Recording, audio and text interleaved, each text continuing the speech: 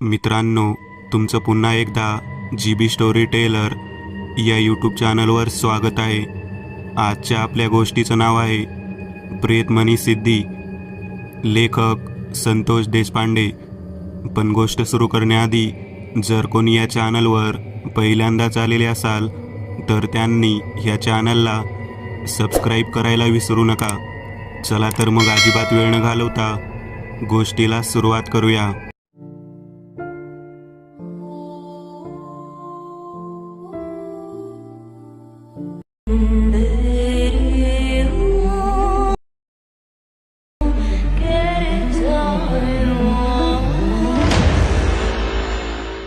आजवर अनेक कथांमधून मी आपल्याला तांत्रिक शक्तीबरोबरच वेगवेगळ्या प्रकारच्या सिद्धी आणि वेगवेगळ्या प्रकारच्या अघोरी साधना, काळ्या जादूचे प्रकार याची बऱ्याच प्रमाणामध्ये माहिती देण्याचा प्रयत्न केलेला आहे.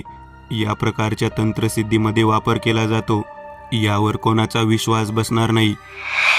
माणसाचा जीव गेल्यानंतर तो 10 दिवसांपर्यंत अंतरिक्षामध्ये फिरत असतो असे म्हणतात. वेगवेगळ्या प्रकारे जेव्हा दिवसवाराचे सर्व सोपस्कार पूर्ण होतात त्यानंतर खऱ्या अर्थाने आपल्या कर्माचा लेखाजोखा याच्या दृष्टिकोनातून त्या आत्म्याचा पुढचा प्रवास सुरू होतो. यात काही अशा अघोरी तांत्रिक प्रकारच्या विद्या आहेत ज्या कर्मानुसार माणसाला मिळणाऱ्या मुक्तीतून त्याला मुक्ती न देता मृत्यूनंतर सुद्धा त्याच्या आत्म्याला जकडून ठेवतात. अशा प्रकारच्या विद्या यांचा वापर अनेक ठिकाणी केला जातो. अतृप्त वासना, गुप्तधन, संपत्ती तसेच सूड आणि बदला घेण्याच्या दृष्टिकोनातून या प्रकारच्या गोष्टी बरेच जण वापरतात. काही वेळेला विनाकारणच अशा काही घटना घडतात की यातून काही किरकोळ पैशाच्या हव्यासातून लोक प्रचंड मोठ्या तांत्रिक सिद्धीच्या कामांमध्ये स्वतःचा बळीचा बकरा बनवतात. कमी वेळेमध्ये पैसा मिळवणे या गोष्टीतून या गोष्टी प्रामुख्याने घडतात. आपण असे ऐकले आहे की माणूस मृत्यू झाल्यानंतर त्याला दहन करण्याच्या अगोदर त्याच्या तोंडामध्ये सोन्याचा मणी ठेवला जातो. बऱ्याच वेळा सवाष्ण स्त्रिया गेल्यानंतर त्यांच्या तोंडामध्ये अथवा अंगावरती अनेक सोन्याचे दागिने तसेच दहनविधीसाठी ठेवलेले दिसतात. या गोष्टीचा वाईट प्रकारे वापर कशा पद्धतीने होतो त्यावर आधारित ही कथा आहे. सोमा याची आजी 8 दिवसांपूर्वीच मृत झालेली होती, परंतु 8 दिवसानंतर तिच्या घराभोवताली तिचा वावर आहे अशा गोष्टी दिसू लागल्या. एका मध्यमवयीन पुरुषाचं वागणं एखाद्या जख्म म्हातारीप्रमाणे असू शकतं यावर कोणाचा विश्वास बसत नव्हता. सोम्याच्या म्हातारी मरायच्या अगोदर पहाटेच्या वेळेवरती लवकर उठायचे, जात्याचं दळण करायची, म्हातारी विहिरीवरती जायची आणि रहाटाचा वापर करून पाणी शेंदून काढायची आणि पाणी काढत असताना गाणी म्हणायची. सर्व गाणी तिनंच रचलेली होती. आजूबाजूचे लोक म्हणायचे, सोम्याची आजी उठली, चला पहाट झाली, आपल्या कामाला जायला बरं. असं म्हणून लोक सर्व लगबगीने कामाला जायचे. आज पहाटेच्या वेळीच सोम्याच्या आजीच्या गाण्याचा आवाज सर्वत्र घुमू लागला. वस्तीवरल्या लोकांना सवय झाल्यामुळे ते नेहमीप्रमाणे उठून बाहेर पाहू लागले आणि दृश्य इतकं भयानक होतं की समोर एक व्यक्ती मध्यमवयीन वयाचा विहिरीवरती पाणी शेंदत होता आणि पाणी काढत असताना गाणं म्हणत होता. गाणं ते सुद्धा सोम्याच्या आजीच्या आवाजामधील, अगदी तिच्या स्वरामध्ये. हे कसं शक्य आहे याबाबत सर्वजण विचार करत होते, परंतु चालण्याची ढब, बोलण्याची पद्धत, गाणं म्हणण्याची लकब अगदी जशीच्या तशी त्या आजीसारखीच होती. हा प्रकार नेमका काय? मेलेला माणूस दुसऱ्या व्यक्तीच्या शरीरामध्ये प्रवेश करू शकतो याला आपण बाधा किंवा झपाटल्याचा प्रकार असेही म्हणतो. परंतु एका व्यक्तीच्या वागण्यामध्ये जर असा प्रकार दिसला तर त्याला आपण झपाटणे, बाधा अथवा लागीर झाले असे म्हटले तर ठीक आहे. परंतु एका स्त्रीच्या वागण्याप्रमाणे वागणे जर 2-3 लोकांचे एकाच वेळी दिसत असेल तर मग याला काय म्हणायचे? अतृप्त असणारा एक आत्मा एका वेळी एका शरीरामध्ये जाणे इथपर्यंत ठीक आहे. तांत्रिक लोकसुद्धा या गोष्टीला दुजोरा देतात. परंतु जर एकाच म्हाताऱ्या स्त्रीचा आत्मा हा 1 नव्हे, 2 नव्हे, 3 लोकांमध्ये बाधित झालेला आढळणे म्हणजे याला काय म्हणायचे? याच प्रकारची भयानक घटना गावामध्ये घडलेली होती. मध्यमवयीन पुरुषाचे वागणे पाहून लोक घाबरून पळत सुटले ते थेट गावदेवाच्या मंदिराजवळच्या महादू काकांकडे. काकासुद्धा हा प्रकार पाहून खूप घाबरलेले होते. त्याच वेळेला रानाच्या दिशेने हातामध्ये शिदोरी घेऊन जाताना एक तरुण मुलगी दिसली.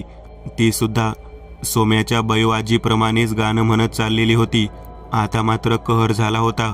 सोम्याच्या घराशेजारी दिसणारी मध्यमवयीन पुरुष असणारी व्यक्ती, तिच्या वागण्यातला बदल आणि शेतामध्ये जाणाऱ्या वाटेवरच्या तरुण मुलीच्या वागण्यामधला बदल हा एकसारखाच दिसत होता. महादू काका म्हणाले, हा पहिल्यांदाच असा प्रकार मी पाहिलेला. बयोआजी वारून 8 दिवस झालेले आहेत. म्हातारीची कोणतीही पद्धतीची इच्छा शिल्लक आहे असे वाटत नव्हते. परंतु तरीसुद्धा त्या म्हातारीची लागीर कोणाला होऊ शकते यावर विश्वासच बसत नाही.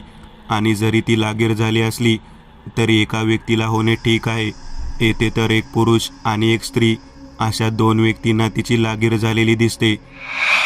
त्या पुरुषाचं नाव, त्या मुलीचे नाव काय आहे याचा शोध घ्या, म्हणजे आपल्याला नेमकं काय झालं आहे ते कळेल.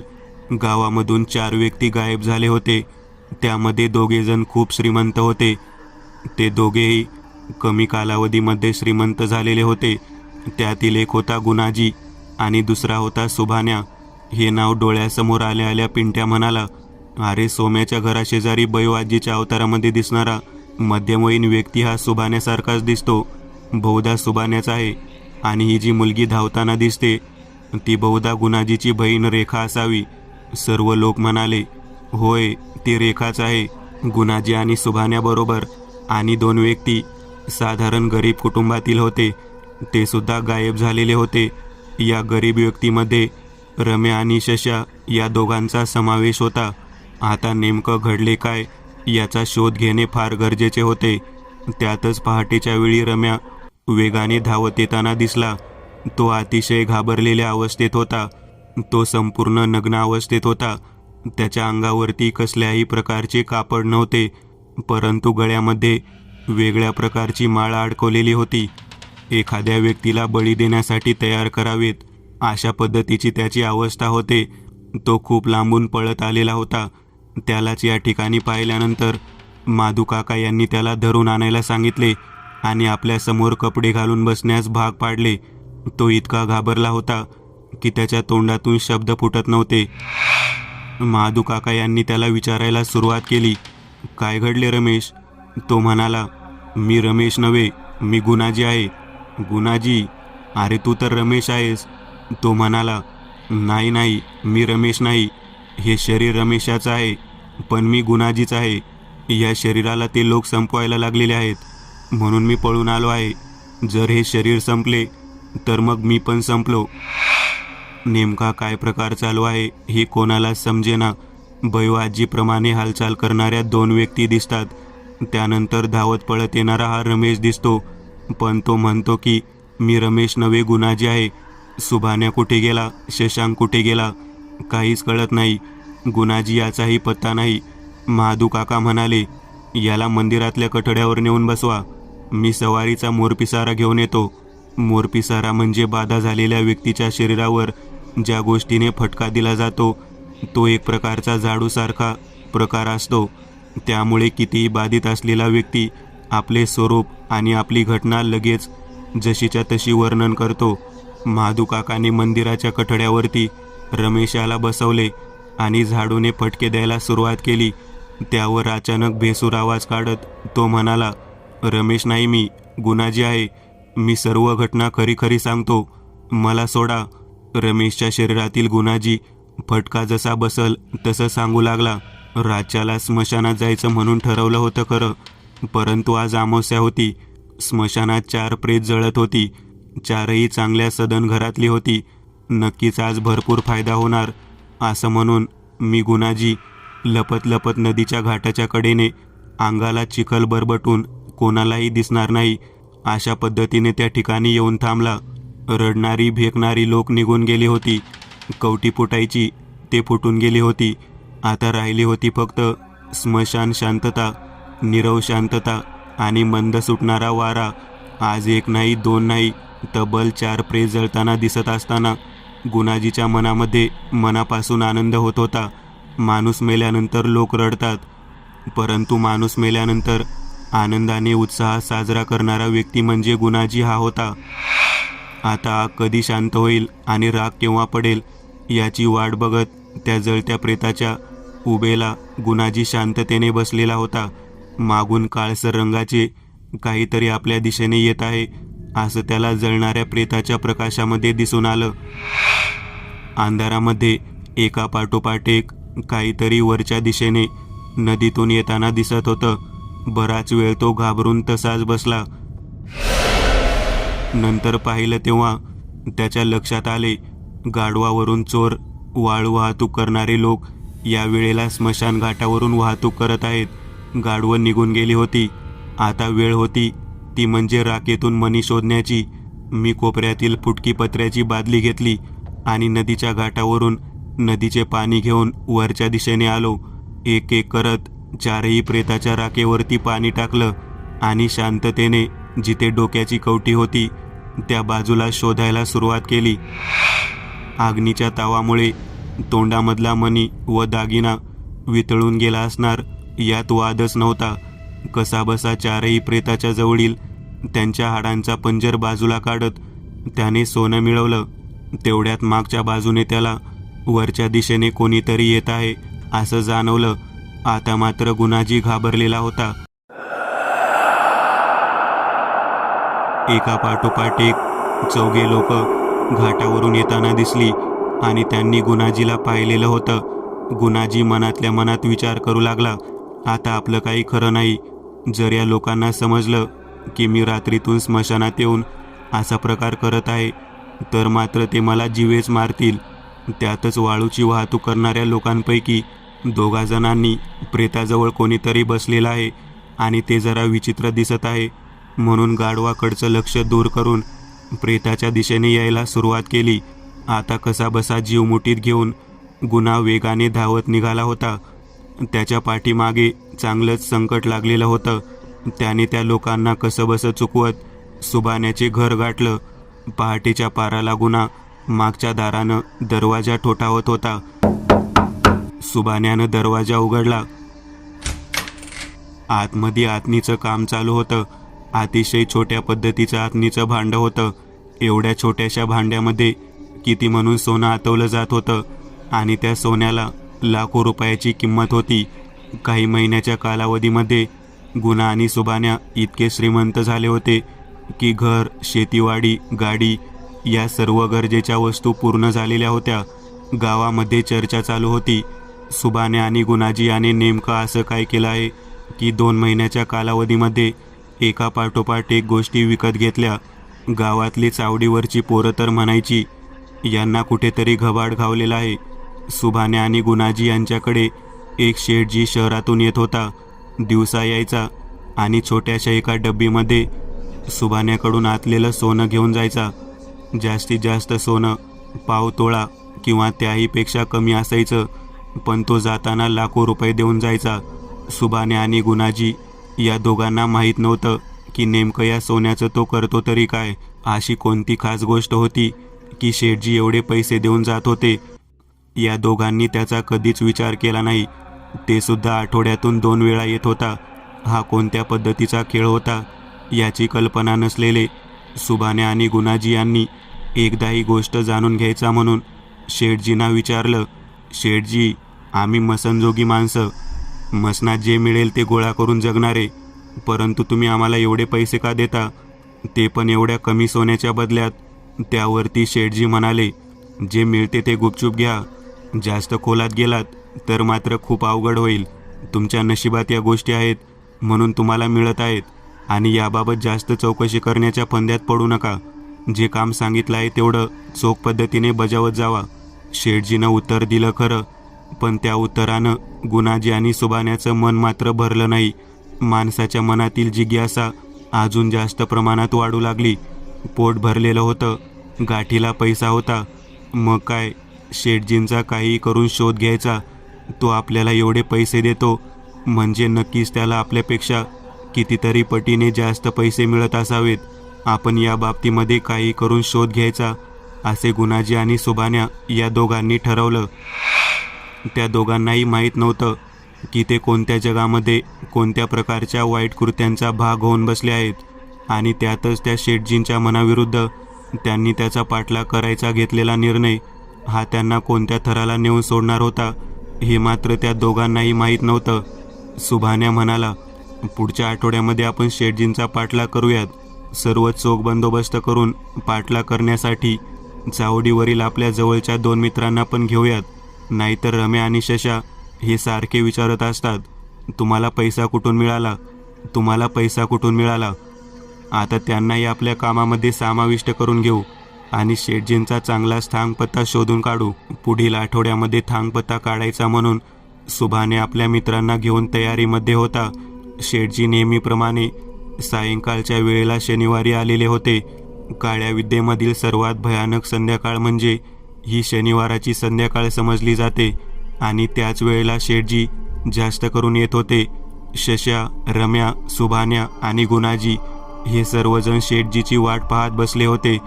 सुभान्या आणि गुणाजी याच्याबरोबर शेठजींचा व्यवहार होता, परंतु शशा आणि राम्या यांच्याबद्दल शेठजीला काहीच कल्पना नव्हती. शेठजीची गाडी घेऊन दारामध्ये थांबली आणि त्यांनी घरामध्ये प्रवेश केला. घरामध्ये प्रवेश केल्यानंतर सुभान्या खाली डोक्याला हात लावून बसलेला होता आणि गुणाजी तोंडामध्ये फेस आल्यासारखा वेस करून पडला होता. शेठजींनी हे दृश्य पाहिले आणि ते हादरले. ते सुभान्याला म्हणाले, अरे काय झालं गुणाजीला, असा का पडला आहे? तेव्हा सुभान्याने सांगायला सुरुवात केली. तो म्हणाला, काल रात्रीची घटना आहे. स्मशानामध्ये गेल्यानंतर गुणाजी हा घरी आला. येताना त्याने पिशवीमध्ये काहीतरी आणले होते. त्याने मला सुद्धा ती गोष्ट दाखवली नाही आणि सकाळी उठून निघून गेला. आज तुम्ही येणार म्हणून अर्ध्या तासापूर्वी येथे आला होता. त्याने पिशवीतील गोष्ट काढली आणि थोडा वेळ चघळली.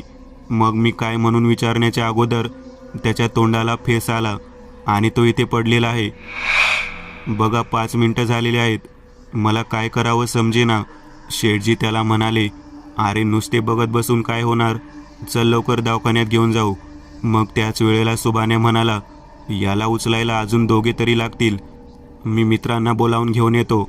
सुभाने आपल्याबरोबर शशी आणि रम्या या दोघांना घेऊन आला.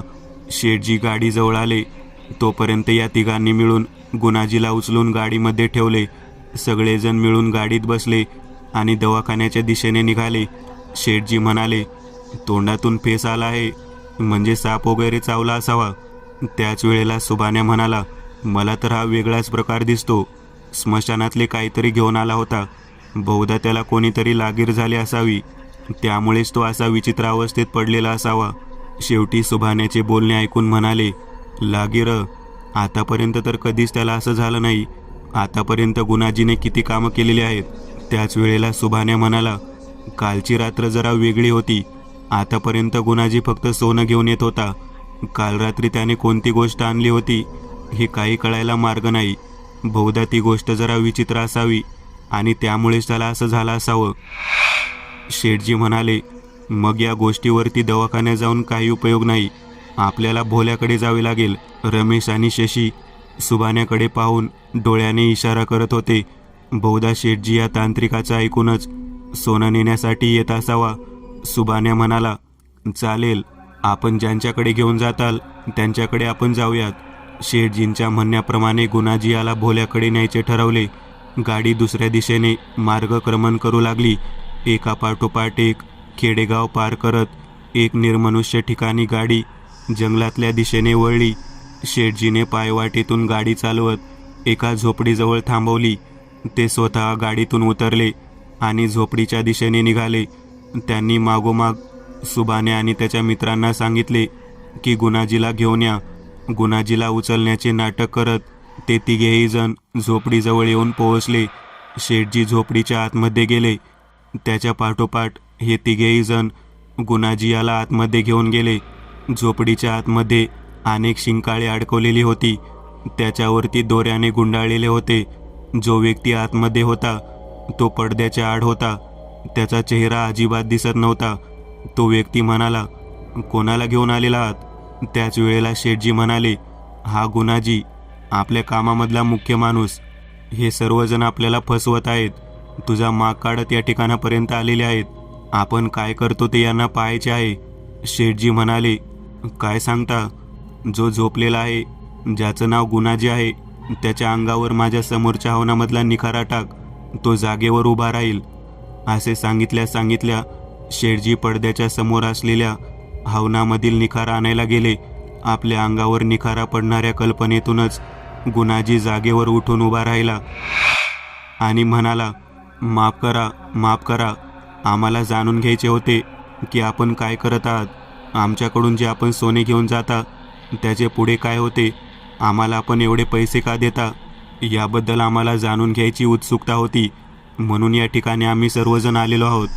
त्यावरती पडद्यामागचा माणूस म्हणाला, तुम्ही सर्वजण आलेला नाही, तुम्हाला या ठिकाणी आणलं गेलेलं आहे. या सोन्याचं पुढे काय होतं तेच तुम्हाला दाखवणार आहे मी. मागील 3 महिन्यापासून आज सर्व खेळ चालू आहे, त्याची आता मुख्य वेळ आलेली आहे. गुणाजी आणि सुभान्या, तुमच्या दोघांचेही डाव्या पायाला 6 बोट आहेत. तुम्ही जे सोनं आम्हाला देत होता ते साधंसुधं सोनं नव्हतं. प्रेताच्या मुखामध्ये ठेवलेल्या सोन्याच्या मण्याचं वितळून आतून तयार केलेलं सोनं होतं. तो होता प्रेतमणी.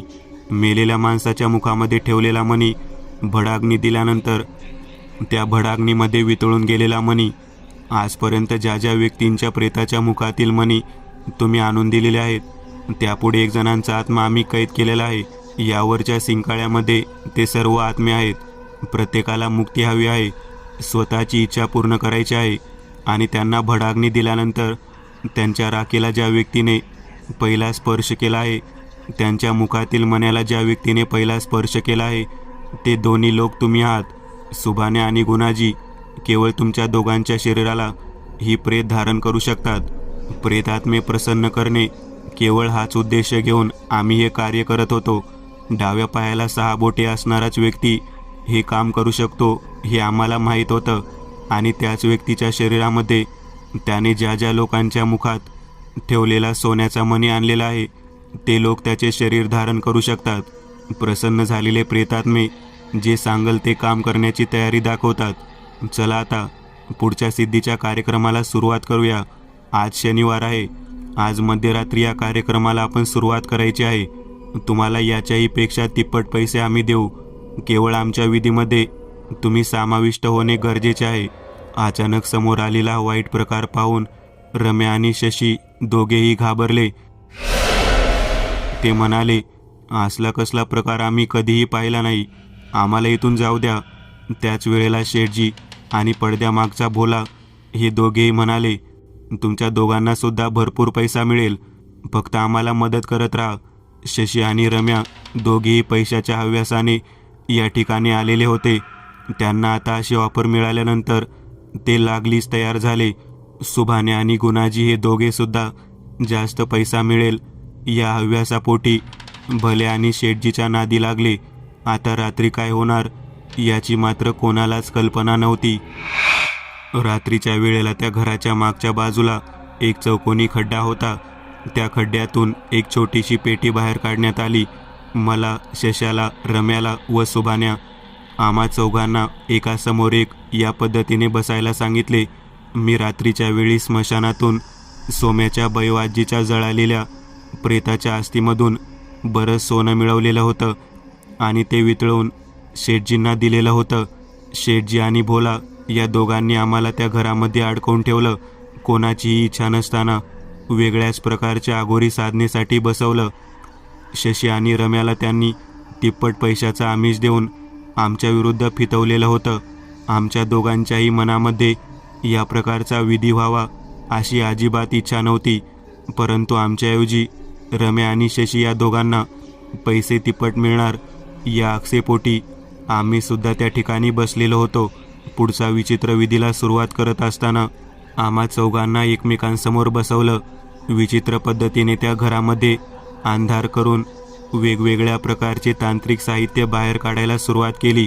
गेली ज्या प्रेतांच्या मुखामधील मणी आम्ही त्यांना नेऊन दिले होते, त्या सर्व प्रेतांच्या मण्यांना आमच्यासमोर एका पाटावरती ठेवण्यात आले.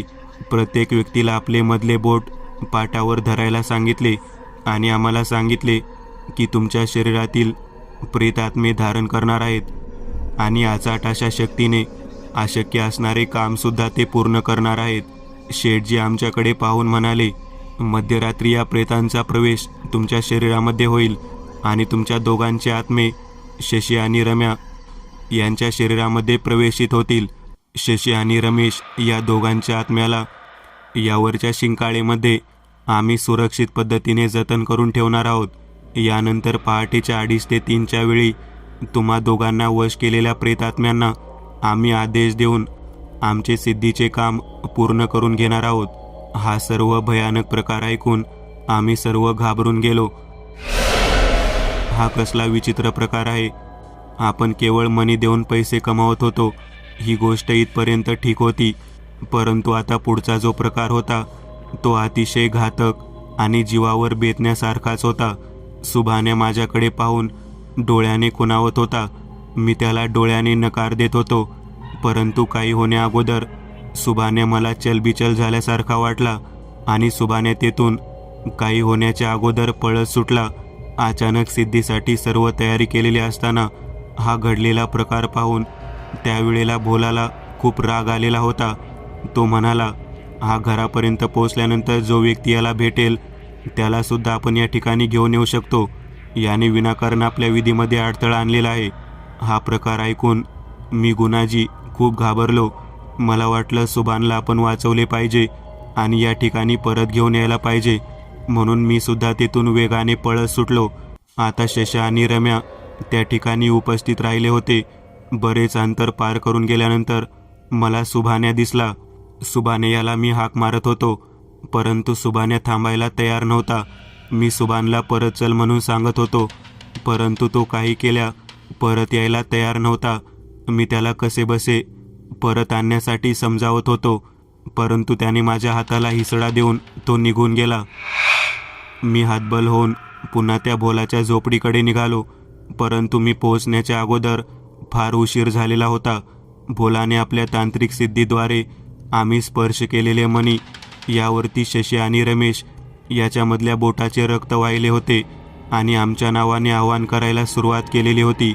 सुभान कसाबसा धावत धावत माझ्या घरापर्यंत पोहोचला आणि त्याला एक माझी बहीण रेखाही दिसली. तो खूप घाबरलेला होता. त्याने काही सांगण्या अगोदर रेखाने त्याला पाण्याचा तांब्या भरून दिला. सुभानाचा स्पर्श रेखाच्या हाताला झाला होता, त्यामुळे त्या भोलाने सुभान आणि माझी बहीण रेखा या दोघांना या ठिकाणी आवाहन करून प्रेतात्म्याद्वारे खेचून आणले. ज्या प्रेतात्म्याद्वारे खेचून आणले तो प्रेतात्मा बयो आजीचा होता. आजीच्या गळ्यामध्ये भरपूर सोने असल्यामुळे त्याने 3 मोठे मणी तयार झालेले होते. म्हणजेच त्या 3 मण्यामध्ये बयो आजीचे आत्मे परावर्तित झालेले होते. आवाहन केल्यामुळे माझी बहीण रेखा आणि सुभान्या हे दोघेही भ्रमित होऊन त्या ठिकाणापर्यंत येऊन पोहोचले. मग मी गुपचूप परत आल्यामुळे मला प्रेतात्मा मार्फत बांधून ठेवून बळजबरीने माझ्या बोटाचे रक्त त्या मण्यावरती शिंपडले. रम्याच्या शरीरातला आत्मा सिंकाळामध्ये कैद करून ठेवण्यात आला आणि रम्याच्या शरीरामध्ये माझ्या आत्म्याचा प्रवेश केला गेला. शशी याचा आत्मासुद्धा रम्याबरोबर वरच्या सिंकाळ्यामध्ये कैद करून ठेवला. माझ्या बहिणीला सुद्धा याच पद्धतीने शिंकाळ्यामध्ये कैद केले. आता 3 शरीरे रिकामे होते. एक म्हणजे सुभाण्याचे, दुसरे माझ्या बहिणीचे आणि तिसरे शशीचे. या 3ही शरीरामध्ये बयो आजीचा आत्मा परावर्तित करण्यात आला. आता तुम्हाला सांगतो खरी गोष्ट काय आहे ती. जो व्यक्ती या व्यक्तीच्या शरीराला स्पर्श करेल तो व्यक्ती प्रेतमणी सिद्धीमध्ये आत्मा परावर्तित करण्यासाठी सिद्ध होईल. रेखाच्या अंगाला स्पर्श करणाऱ्या व्यक्तीस, शशीच्या अंगाला स्पर्श करणाऱ्या व्यक्तीस आणि सुभाण्याच्या अंगाला स्पर्श करणाऱ्या व्यक्तीस एक एक करून त्या भयानक भोल्याच्या झोपडीपर्यंत आपोआप चालून जावे लागेल आणि त्याच्या इशाऱ्यावरती प्रेतमणी सिद्धीद्वारे त्याच्या विधीला तो इच्छा नसताना बसेल. त्यांचा पुढचा विधी कोणता आहे याबाबत मात्र मला कसलीच माहिती नाही. माझी अशी भयानक गोष्ट ऐकल्या महादू काका म्हणाले, बापरे, म्हणजे आपल्याला त्या 3ही व्यक्तीपासून गावातील सर्व व्यक्तींना दूर ठेवावे लागेल. तेव्हा रम्याच्या शरीरातला गुणाजी म्हणाला, केवळ त्या 3 व्यक्तीपासून नव्हे, माझ्यापासून सुद्धा तुम्हाला सर्वांना दूर राहावे लागेल. माझ्या अंगाला ज्याने स्पर्श केला आहे ती व्यक्तीसुद्धा त्या ठिकाणी आपोआप खेचली जाईल. हे सर्व ऐकून झाल्यानंतर गावातील सर्व लोक इतकी घाबरून गेली की त्यांनी स्वतःला घरामध्ये कैद करून ठेवून घेतले. बाहेर हिंडणाऱ्या सुभान्या, रेखा यांना लोक पाहू शकत होते, परंतु शशी याला मात्र अजून कोणी पाहिलेच नव्हते. बैवाजीच्या आवाजामध्ये हिंडणारी ही सर्व मंडळी रात्रीच्या अंधारामध्ये अजूनच विलक्षण भयकारी दिसत होती. त्यांच्या शरीराला कोणाकोणाचा स्पर्श झाला होता याचा शोध घेणे सुद्धा कठीण होते. एका पाठोपाठ एक या पद्धतीने गावातील सर्व लोक या भयानक सिद्धीमध्ये सापडतील असे सगळ्यांनाच वाटू लागलेले होते. आता यांना थांबवायचे कसे, हा एक मोठा प्रसंग निर्माण झाला होता. महादू काका म्हणाले, आजपर्यंत किती मणी त्या शेठजी याला दिलेले आहेस? जेवढे मणी दिलेले आहेत तेवढी लोक या भयानक सिद्धीला बळी पडणार आहेत. मूर्ख माणसा, पैशाच्या हव्यासापोटी तुम्ही आपल्या गावावर केवढं मोठं संकट आणून ठेवलं आहे. महादू काकांनी दिलेला इशारा पाहून बाकीचे सर्व मंडळी खूपच घाबरलेली होती. आता या वाईट प्रसंगातून गावाला वाचवायचे कसे याबद्दल महादू काकांना सर्वजण विनंती करू लागले. त्यावेळेला महादू काका म्हणाले, प्रत्येकाने आपापल्याजवळ हा पिवळ्या रंगाचा भंडारा ठेवावा. ज्याच्या मस्तकाला हा पिवळ्या रंगाचा भंडारा आहे त्याला ही वाईट शक्ती काहीच करू शकणार नाही, परंतु ज्याच्या मस्तकावरती भंडारा नसेल तो व्यक्ती मात्र या वाईट पद्धतीच्या शक्तीला बळी पडू शकतो. गुणाजी याच्या कडेने बसलेल्या सर्व लोकांनी लगेचच महादू काका यांच्या जवळचा भंडारा आपल्या मस्तकाला धारण केला. काका म्हणाले, आपल्याला इथे शांत बसून उपयोग नाही. गावामध्ये जो शशी म्हणायचा व्यक्ती मोकाट फिरत आहे त्याला धरणे गरजेचे आहे, अन्यथा एक एक करत अनेक लोकांना या विचित्र पद्धतीच्या सिद्धीमध्ये ते सर्वांना जकडून ठेवेल. गुणाजी, तुला काही क्षणामध्ये मी मुक्त करू शकतो, परंतु तुझा आत्मा तुझ्या शरीराविना भटकत राहील. हे रम्याचे शरीर आहे. रम्याचा आत्मा या ठिकाणी आल्याशिवाय किंवा तुझं शरीर या ठिकाणी आल्याशिवाय ही क्रिया संपन्न होणार नाही. त्याच वेळेला गावातील पाटील म्हणाले, याच्या अंगाचा स्पर्श म्हणजे इतर लोकांना घातकच आहे, याचा बंदोबस्त करा. त्याच वेळेला महादू काका यांनी भंडारा हातामध्ये घेऊन गुणाजीच्या कडेने गोल रिंगण केले. सर्वांना सांगितले, हा या भंडाऱ्याच्या रिंगणाच्या बाहेर अजिबात येणार नाही. बाहेरच्या दिशेने सर्वांनी शशी, रेखा आणि सुभान्या यांचा शोध घ्यायला सुरुवात केली. तोपर्यंत त्यांच्या संपर्कात आलेले लोक कोणते होते हे ओळखण्यासाठी महादू काका यांनी आपल्याबरोबर भंडाऱ्याची पिशवी घेतली होती. जो व्यक्ती या सिद्धीमध्ये बळी पडला आहे त्या व्यक्तीला भंडारा फासल्यानंतर तो जागेवरतीच आक्रोश करून ओरडेल. तो त्या जागेवरून अजिबात हलणार नाही. अशा पद्धतीने आपल्याला या बाधित झालेल्या व्यक्तींना शोधणे सोपे जाईल, परंतु कोणत्याही व्यक्तीने इतर कोणाच्याही अंगाला स्पर्श करणे हे घातक ठरेल. सर्वजण मिळून गावातील अशा बाधित व्यक्तींना शोधण्यासाठी प्रयत्न करत होते. त्याच वेळेला सुभाण्याच्या शरीरामध्ये समाविष्ट झालेली बैवाजी 2 बायकांना आपल्याबरोबर घेऊन तळ्याच्या कडेला बसलेली दिसली. ती अतिशय वेगळ्या पद्धतीने हास्य करीत महादू काका आणि त्यांच्याबरोबरच्या लोकांना या इकडे, या इकडे म्हणून बोलावत होती. तळ्याच्या मध्यभागी एक जुन्या पद्धतीचा बुरुज होता. त्या बुरुजाकडे बोट करून ती सुभाण्याच्या शरीरातील म्हातारी म्हणत होती, सगळ्या गावाला त्या बुरुजाकडे जायचे आहे. त्या बुरुजाकडे पाहिल्यानंतर महादू काकाच्या लक्षात आले ही नेमकी घटना कशामुळे घडली आहे. कारण तो जो बुरुज होता तो कित्येक वर्ष जुना होता. त्या बुरुजाच्या बांधकामाच्या वेळी एका काम करणाऱ्या कुटुंबातील 6 जणांचा बळी दिला गेलेला होता. तो बुरुज उभा राहावा म्हणून पूर्वीच्या काळात अशा पद्धतीने कामगार लोकांना मारले जात होते. महादू काका म्हणाले, या बुरुजाच्या पायथ्याला गाडून मारलेल्या लोकांपैकी त्यांच्या कुटुंबातील जिवंत असणारा कोणता तरी एक व्यक्ती असणार आहे, जो या प्रकारच्या सिद्धीचा वापर करून गावाला वेठीस धरत आहे. गुणाजी यांनी ज्या व्यक्तीचे नाव सांगितले तो शेठजी किंवा तो तांत्रिक भोला, या दोघांनी या प्रकारची सिद्धी आत्मसात केलेली आहे. याचा अर्थ या दोघांचा आणि या गावातील बुरुजाच्या खाली मेलेल्या लोकांचा कोणत्या ना कोणत्या प्रकारे संबंध जरूर आहे. सुभान्या व रेखा या दोघांनी आपल्याबरोबर 2 व्यक्ती ओढत नेल्या होत्या. त्या पाण्याच्या जवळ जाऊन पोहोचलेल्या होत्या. त्याच वेळेला महादू काका यांच्या मागच्या बाजूने झाडावरून उलटे लटकणारा एक व्यक्ती दिसला, जो बाईच्या आवाजामध्ये किंचाळत होता. वटवाघूळ ज्या पद्धतीने उलटे लटकते, अगदी त्याच पद्धतीने तो व्यक्ती लटकलेला होता.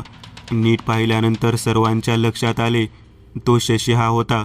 तो सुद्धा ओरडून म्हणत होता, गावातल्या सगळ्या व्यक्ती घेऊन जाणार आहोत. त्या बुरुजाच्या पायथ्याला अख्ख्या गावाने मिळून आमच्या लोकांना मारलं ना, आता अख्खा गाव आम्ही मारून टाकू. ती गोष्ट ऐकल्यानंतर महादू काका आणि त्यांच्याबरोबरची सर्व मंडळी म्हणायच्या व्यक्तीच्या दिशेने झाडाजवळ जाऊन पोहोचले. त्यांनी आपल्याजवळ असलेला भंडारा त्याच्या लटकलेल्या झाडाच्या कडेने गोल रिंगण करून टाकला. एक सैतानी शक्ती तर जागेवरच बंदिस्त करण्यात आलेली होती. आता समोर उभारलेल्या 2 व्यक्ती म्हणजे सुभाने आणि रेखा यांना या सर्वापासून थांबवायचे होते, परंतु ते पाण्यामध्ये असल्यामुळे त्यांना थांबवायचे कसे, हा एक मुख्य पेच प्रसंग निर्माण झालेला होता. त्याच वेळेला सोमा आणि पाटील हे दोघेजण समोर आले. सोमा म्हणाला, महादू काका, माझ्या आजीच्या काळातील घटना आहे. माझ्या बैव आजीमुळेच हा बुरुज बांधायचे ठरलेले होते. या बुरुजाच्या मागच्या बाजूला एक मोठा वाडा बांधायचा अशी माझ्या आजीची इच्छा होती. त्यावेळेला हे पाण्याचे तळे नव्हते आणि या बांधकामासाठी कर्नाटकातील नामवंत कामगार बोलून घेतलेले होते, जे चिरेबंदी वाडा बांधण्यामध्ये पटाईत होते. मला खात्री आहे त्या कामगारांपैकी कोणाचा तरी मुलगा आज जिवंत असणार आहे आणि तो या पद्धतीने गावच्या लोकांचा तांत्रिक शेतीसाठी वापर करत असावा. महादू काका म्हणाले, तुझे म्हणणे अगदी खरे आहे पोरा, परंतु आता हे संकट थांबवायचे कसे याबद्दल विचार करणे गरजेचे आहे. तुझ्या आजीच्या गळ्यातील तसेच तोंडातील सोन्याचा वाईट स्थितीमध्ये वापर करून हा जो प्रकार सुरू आहे त्याला थांबवणे तितकेच गरजेचे आहे. एक एक करत गावातील कित्येक लोक त्या बुरुजाच्या खालच्या भागामध्ये ती बाई बुडवून मारेल. तुझ्या आजीच्याच प्रेतात्म्याला त्यांनी प्रेतमनी सिद्धी या तांत्रिक शक्तीमध्ये कैद करून तिचा वापर करून सर्व गावाला वेठीस धरले आहे. आपल्याला यासाठी नक्कीच त्या भोल्याच्या ठिकाणावरती जावे लागेल. तोपर्यंत या 2 व्यक्तींना तसेच त्यांच्याबरोबर बाधित झालेल्या त्या बाकीच्या लोकांना या गावाच्या दिशेने येऊ द्यायचे नाही. त्यासाठी काही लोक इथेच उभे करावे लागतील. मी माझ्या जवळचा भंडाऱ्याची पिशवी तुमच्या हातात देतो. त्यातील काही पवित्र भंडारा माझ्यासोबत मी त्या सिद्धी प्राप्त असलेल्या भोला आणि शेठजीच्या ठिकाणावरती घेऊन जातो. मला आशा आहे देव यातून चांगलाच मार्ग दाखवेल आणि सर्वांना या संकटातून बाहेर काढेल. सोमा आणि पाटील हे दोघेही म्हणाले, आम्ही या ठिकाणी ही भंडाऱ्याची पिशवी घेऊन उभे राहतो. हा शशी तर झाडावरती उलटा लटकलेला आहे, हा खाली काही केला येणार नाही. राहिला प्रश्न समोर उभा असलेल्या सुभान्या आणि रेखा यांचा, त्या दोघांनाही अलीकडे येऊ नये म्हणून या भंडाऱ्याची एक लांब रेषाच या ठिकाणी आम्ही आखून ठेवतो. या पद्धतीचा संवाद झाल्यानंतर सोमा आणि पाटील दोघे सुद्धा त्या ठिकाणी तटस्थ पद्धतीने उभा राहिलेले होते. महादू काका यांच्याबरोबर गावातील 3 मंडळी त्या मुलाच्या ठिकाणाचा शोध घेत निघालेली होती. बरेच अंतर पार करून गेल्यानंतर महादू काका यांच्या लक्षात आले, तिच्या ठिकाणी समोरासमोर जाऊन त्यांना आपण आलेले आहोत याची माहिती करून देण्यापेक्षा गुप्तरीतीने त्या घराजवळ जाणे गरजेचे आहे. त्या घराच्या बाहेरच्या बाजूच्या भागामध्ये पोहोचल्यानंतर महादू काका आणि त्यांच्या समवेत असलेल्या जोशी आणि शिंदे काका यांना गुणाजी याचे शरीर त्या ठिकाणी फिरताना दिसले. बाहेरच्या दिशांमधून फिरणाऱ्या गुणाजीच्या शरीराला पाहून महादू काका जागेवरती थांबले. ते म्हणाले, आपल्याला सरळ त्या ठिकाणी सामना करता येणार नाही, कारण या शरीराला भ्रमित करणारी जी व्यक्ती आहे ती आतमध्ये बसलेली आहे. या शरीराला ताब्यात घेणारी जी व्यक्ती आहे ती आतमध्ये असल्याकारणाने आपणाला थोडा वेळ वाट पाहावी लागेल.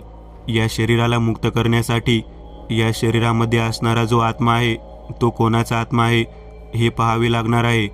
त्याच वेळेला शिंदे काका यांनी महादू काका यांना विचारले, जर आपल्यापैकी कोणी व्यक्ती पुढे गेला आणि त्याच्या शरीराला याने जर स्पर्श केला तर काय होऊ शकते? महादू काका म्हणाले, तसे करण्याची काही गरज नाही. पुढे जाऊन विनाकारण संकट ओढवून घेण्यापेक्षा याचा मुख्य सूत्रधार जो आहे तो भोला आहे का शेठजी आहे हे शोधणे गरजेचे आहे. भोला आणि शेठजी यांच्या समोर गेल्याशिवाय आपल्याला नेमका काय प्रकार आहे ते समजणार नाही. त्याच वेळेला त्या झोपडीचा दरवाजा उघडून भोला बाहेर आला. त्याच्या पाठोपाठ शेठजी सुद्धा बाहेर आले. त्या दोघांच्या समोर महादू काका उभा राहिले. भोला म्हणाला, ओळखलं का मला? 40 वर्षापूर्वी त्या ठिकाणी एक बुरुज बांधण्यासाठी त्या गावातील म्हातारीने कित्येक लोक कामाला लावले होते. त्या कामाला लावलेल्या लोकांमध्ये आमच्या घरातील सुद्धा लोक होते. ते काम करत असताना खड्ड्यामध्ये पाया काढण्यासाठी उतरले होते. तेव्हा वरच्या बाजूतून मोठमोठ्या शिळा अंगावर टाकून त्यांना गाडून मारले गेले. मी आणि माझा भाऊ दोघेजण परसाकडला गेल्यामुळे आम्ही वाचलो. पण आम्ही हे सर्व दृश्य दुरून पाहत होतो. संपूर्ण कुटुंबाला नष्ट केल्यानंतर त्या ठिकाणी एक मोठी पूजा करण्यात आली. त्या पूजेला सर्व गाव जेवण देण्यात आले. माझ्या घरच्या लोकांच्या मृत्यूनंतर गावाला जेवण देण्यात आले होते. आम्हाला वाऱ्यावर सोडून आमचं जीवन नष्ट करणारे अख्ख्या गावाला त्याच तळ्यातील बुरुजाच्या जवळ बुडवून मारणार आहे. ते सुद्धा ज्या म्हातारीमुळे ही सर्व घटना घडली तिच्या हातूनच. भोला पुढे बोलू लागला, मला माहीत आहे तुझ्या अंगामध्ये देवाची सवारी येते. तुझ्याकडे भंडारा उत्पन्न होतो. जर तू या गोष्टीमध्ये पडलास तर तुला सुद्धा यापेक्षा भयानक पद्धतीचा मृत्यू आम्ही देऊ शकतो. त्यावरती महादू काका म्हणाले, तू जे समजतोस तशी गोष्ट घडली नव्हती. खरंच त्यांचा मृत्यू झाला होता. कोणी त्यांना मारलेले नव्हते. त्यावरती शेठजी म्हणाले, मला माहीत आहे अशा पद्धतीने त्यांना मारले होते. आम्ही प्रत्यक्ष डोळ्यांनी पाहिले आहे. तुम्ही स्वतःचा जीव वाचवण्यासाठी या गावाचा, त्या गावातील लोकांचा जीव वाचवण्यासाठी या पद्धतीने खोटे बोलत आहात. मधू काका, जी गोष्ट घडून गेली ती घडून गेली, परंतु गावातील इतर लोकांचा त्यात काय संबंध होता किंवा आता त्यांचा काय संबंध आहे? त्यावरती भोला म्हणाला, सर्व गावातील लोकांनी माझ्या घरच्यांच्या मृत्यूनंतर गाव जेवण जेवले होते. जेवढ्या लोकांनी गाव जेवण जेवले आहे त्या प्रत्येकाला त्याची किंमत चुकवावी लागेल. तुम्ही कितीही प्रयत्न केला तरी तुम्ही कोणालाही वाचवू शकणार नाही. आता मात्र महादू काका यांनी त्या दोघांनाही जवळ जाऊन पकडायचे असे ठरवले. त्यांनी स्वतःच्या अंगावर भंडारा ओतून घेतला आणि पूर्ण ताकदीनिशी वेगाने पुढे जात त्यांनी गुणाजीच्या शरीराला स्पर्श केला. त्यानंतर गुणाजी प्रचंड मोठा किंचाळी ठोकत त्या झोपडीच्या आतमध्ये गेला. त्याच्या पाठोपाठ भोला आणि शेठजी या दोघांना शिंदे काका व महादू काका यांनी घट्ट धरून ठेवले. भोला आणि शेठजीला नेमके काय होते हे समजत नव्हतं. महादूने आपल्या एवढे घट्ट धरून ठेवले आहे. त्याच वेळेला जोशी काका त्या ठिकाणी आले आणि त्यांना महादू काकाने सांगितले, या दोघांना घट्ट धरून ठेवा. मी आतमधील जे अडकवलेले शिंकाळे आहेत ते फोडून येतो. या सर्व प्रेतमनी सिद्धीची ताकद त्यावरती अडकवलेल्या गाडग्यांमध्ये आहे. ही गोष्ट ऐकल्यानंतर शेठजी आणि भोला दोघेही म्हणाले, तेवढी सोपी गोष्ट वाटली का?